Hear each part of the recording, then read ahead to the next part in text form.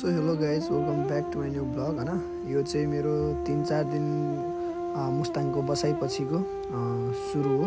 किनकि अब त्योभन्दा अगाडि चाहिँ आफैले हात बाँध्न पनि नसक्ने अवस्थामा थियो। त्यसपछि चाहिँ मैले बिस्तारै बिस्तारै आफैले हात बाँधेर मुभ लगाउन थालेँ। एकदम हातमा चाहिँ लास्टै गाह्रो भएको थियो होइन। अनि त्यो कारणले गरेर चाहिँ मैले कतै पनि जान सकिनँ। 3-4 दिन मुस्ताङमा होल्ड भएर बसेँ होटलमा। बिहानै उठ्यो, मुभ लगायो, ब्यान्डेज बान्यो, बेलुका हुन्छ तपाईँको तेल लगायो, हात सुन्निएर यस्तो भएको छ। अब हात भाँचेको भनौँ भने पनि अब हातमा कुनै सुन्नेको दखल देखिँदैन। अनि हल्का हल्का हात त चल्छ, अब पुरै चल्दैन, पुरै हात दुखेर यस्तो हुँदैन। अनि दिनकै म तेल लाउँदै सुत्थेँ। अनि उहाँ दिदी हुनुहुन्छ, उहाँ दिदी चाहिँ एकदम हेल्प हुनुहुन्छ क्या, हेल्प गर्ने हुनुहुन्छ। उहाँले चाहिँ मेरो हात तानिदिने, हल्का हल्का त्यो मालिस गरिदिने यस्तो गर्नुहुन्छ। एकदम उहाँलाई चाहिँ धेरै धेरै धन्यवाद भन्न चाहन्छु होइन। अब किनकि मेरो हात दुख्दा पनि यति दुखिरहेको हुन्छ, उहाँले होइन तान्नुपर्छ, त्यो यताउति चलाउनुपर्छ अनि अलि ठिक हुन्छ भन्नुहुन्थ्यो होइन। त्यो कारणले गरेर उहाँले मजाले गर्नुभयो मालिस अनिवार्य मलाई होइन। उहाँले गरेर धेरै हेल्प भनौँ न होइन। यो चाहिँ तपाईँको अर्को दोस्रो दिन हो। यो चाहिँ तपाईँको म त्यहाँ बसेको 4 दिन लगभग भइसकेको थियो। 4 दिनको दिन पनि अब राति त्यही त हो नि, दिनमा अब मुभ लगायो, राति अब तेल लगाएर मालिस गर्यो। अनि गर्दाखेरि दिदीले जहिले पनि हात तानिदिने, यता गरिदिने, उता गरिदिने, मालिस गरिदिने गर्नुहुन्थ्यो। आफ्नो हातले त खासै हुँदैन थियो, भर पाउँदैन थियो, त्यही पनि उहाँ दिदीले एकदम हेल्प गर्नुहुन्थ्यो होइन। त्यो चाहिँ एकदम खुसी लाग्यो। अब दिनकै मालिस गर्ने क्रममा अब सधैँ मालिस गर्दा गर्दै अब राइट ह्यान्ड चाहिँ जे होस् अलिअलि ठिक हुने भयो। त्यो कारणले गर्दा मैले हल्का हल्का भने बाइक चलाउन सक्ने भएँ। सो गाइज होइन, 2 दिन भयो बाइक यहाँ बसेको, स्टार्ट पनि गरेको छैन। यो ब्रेक चाहिँ अब भित्रै दबिएको छैन, यसलाई चाहिँ अब निकाल्नु पर्ने, यसलाई निकाल्दा स्टार्ट गर्नुपर्ने छ। हात चाहिँ अलिअलि, एउटा हात अलिक ठिक भयो, यो हात चाहिँ अझै दुखिरहेको छ, यसलाई चाहिँ अलिअलि बनाउनु पर्ने छ। यहाँबाट कुलेन पुरै गएको छ, चुहेर हेर न यस्तो भिगेर कुलेनै आइस भएर जमेछ हो। अब यो फेर्न कहाँ जाने हो, तनाव भयो यार। यस्तरी कुलेन हेर न आइस भएर जमेछ। बाइक स्टार्ट हुने हो कि नहुने हो, तनाव छ यार। यो फुटे छ पुरा कुलेन चुहेछ यार। कुलेन नि आधी झरिसक्यो पनि, पुरै चुहेछ यार। पाइप फुटेछ क्या, आइस भएर जमेछ यार पाइपमै। मलाई अब यसलाई कसरी पनि निकाल्ने यार, तनाव हो। 2 दिनपछि बाइक स्टार्ट गर्दा छैन, स्टार्ट पनि हुँदैन यार। चिसोले पुरा जमेको छ आइसै भएर, तनाव हो।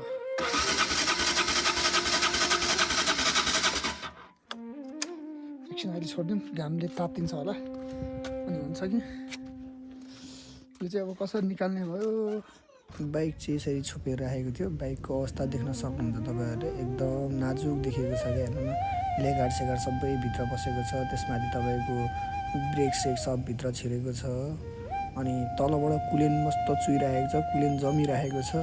बाइक चाहिँ एकदमै फोहोर, त्यसमाथि तपाईँको हेर्दै फालेर राखे जस्तो बाइक देखिरहेको छ है। यहाँ चाहिँ यस्तो छ, यसलाई चाहिँ मैले यो प्र्याक्कै भाँच्यो नि फेरि तनाव हुन्छ ब्रेक यार। न बाइक बनाउने कुनै ग्यारेज थियो, न गाडीमा हालेर लिएर आउने कुनै साधन नै थियो। ल यति भए त ब्रेक लाग्छ लगभग। यसमा छोएको थियो, यसमा छोएर ब्रेकै नलाग्नु भएको थियो। अब चाहिँ यति कट्यो, यति भएपछि अब ब्रेक लाग्छ। यो भाँचिन लगाएर चाहिँ यहाँ हेर्दै चर्केछ, तर यहाँ चर्केछ प्र्याक्कै भाँच्यो नि, तनाव हुन्छ। यो पनि गएछ।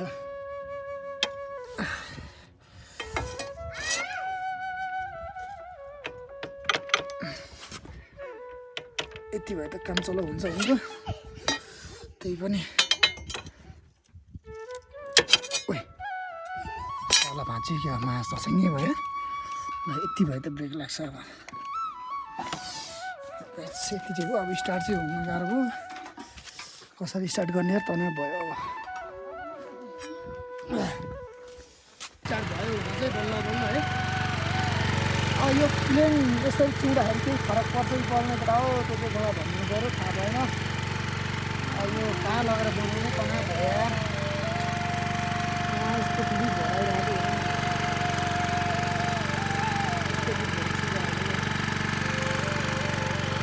मेरो लगातार 3-4 दिनको बसाइ लोमाङथाङमा भएको थियो। त्यसै गरेर त्यहाँका गल्ली गल्ली घुमियो, त्यहाँको पुराना घरहरूदेखि लिएर त्यहाँको सबै ठाउँहरू आकलन गरियो, रमाइलो लाग्यो होइन। अनि त्यहाँको भनेको चाहिँ एउटा राजाको शासन चाहिँ अझै हटाएर रहेन रहेछ, राजाको पालाहरू अझै रहेछ। राजाको केही वर्ष अगाडि निधन भए पनि रानी चाहिँ वहीँ हुनुहुँदो रहेछ। यो चाहिँ राजाको घर। अहिले चाहिँ तपाईँको चिसोको कारणले काठमाडौँ झर्नु भएको रहेछ। उहाँको घरमा बसेको एउटा वफादार कुकुर, उहाँ चाहिँ राजा रानीको आसमा कुरेर बसेको रहेछ। मसँग त ड्रोनको लागि उपलब्ध थिएन, त्यही भएर मैले माथिबाट कुनै पनि भ्यूहरू देखाउन सकिनँ। त्यसको लागि म क्षमा माग्छु। त्यसै गरेर मैले चाहिँ सबै ठाउँहरू लोमाङथाङको घुमेँ। त्यहाँका बस्ने मान्छेहरू, त्यहाँका कल्चरहरू भएको जति सबै मैले समेटेको छु।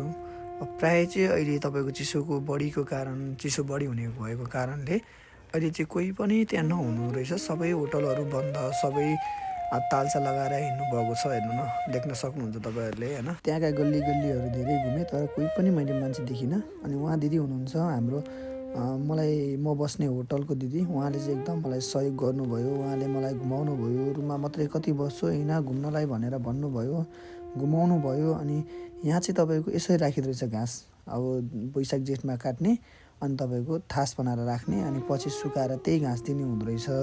एउटा कुरा चाहिँ के हो भने अब त्यहाँ चाहिँ टिबेटन भाषा बोल्दो रहेछन् है। अब उहाँहरूको भाषा हामीले नबुझ्ने है। अब हाम्रो भाषा त उहाँहरूले बुझ्नुहुन्छ, तर उहाँहरूले चाहिँ स्पष्टसँगले चाहिँ हामीसँग फर्काउन सक्नुहुन्न क्या। त्यो भन्दा नि अझ म बस्ने होटलको दिदीले झन् अझ नेपाली नै खासै बोल्नै नआउने टाइपको हुनुहुँदो रहेछ। त्यसमा लागि चाहिँ केही फरक परेन, तर त्यो भाषा बोल्न नआउँदाखेरि चाहिँ अलिकति आफैलाई गाह्रो फिल हुँदो रहेछ। त्यो सँगसँगै घाम पनि डुब्दै थियो, साँझ पनि पर्दै थियो, अनि हामी हाम्रो बाटोतर्फ लाग्दै थियौँ। अनि त्यही होटल त्यही ठाउँ जाँदै थियौँ। कस्तो लाग्यो तपाईँहरूलाई हेरेर साथ सपोर्ट गर्नु होला। नयाँ साथी हुनुहुन्छ भने सब्सक्राइब गरेर गइदिनु होला। हस्, धन्यवाद हजुर।